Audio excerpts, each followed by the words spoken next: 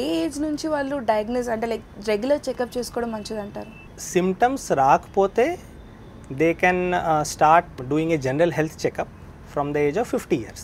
Okay. Usually any general health checkup will include urine test and basic blood test and sometimes even ultrasound also. Okay. So దాంతోటి మనకు తెలుస్తుంది prostate grow అవుతుందా లేదా. Nowadays there is also a concept of prostate cancer screening. So for that ఒక PSA test చేస్తారు, అది కూడా ఒక blood test. Basically this starts from the age of 50, you can say 50 years నుంచి అది స్టార్ట్ చేసుకోవచ్చు. అంటే మేజర్గా అసలు ఏం సిమ్టమ్స్ ఉంటాయి అంటే లైక్ 50 years నుంచి men should watch out for them అంటే ఏంటంటే? యా, సో డెఫినెట్లీ మూత్ర రిలేటెడ్ సిమ్టమ్స్ ఉంటాయి.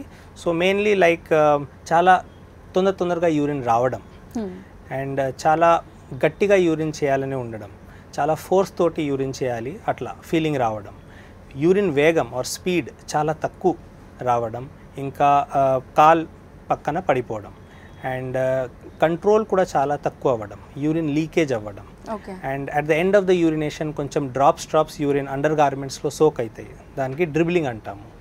అండ్ ఆ సెన్సేషన్ రావడం మొత్తం యూరిన్ నాకు ఖాళీ అవ్వలేదు, పోసుకున్న తర్వాత కూడా కొంచెం లోపల ఉండిపోయింది, that is called incomplete voiding.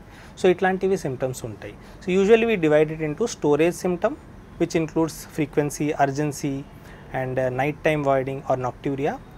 Voiding symptoms are like straining, poor flow, hesitancy, intermittency, అంటే ఆగేసి యూరిన్ రావడం, ఒక ఫుల్ స్ట్రీమ్లో రావట్లేదు, ఆగేసి వస్తుంది.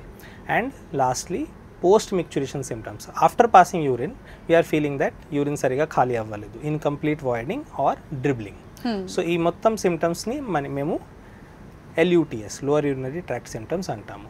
సో ఎప్పుడు ఈ సిమ్టమ్స్ స్టార్ట్ అవుతాయి ఆ టైంలో ఒక యూరాలజిస్ట్ కన్సల్ట్ చేయొచ్చు.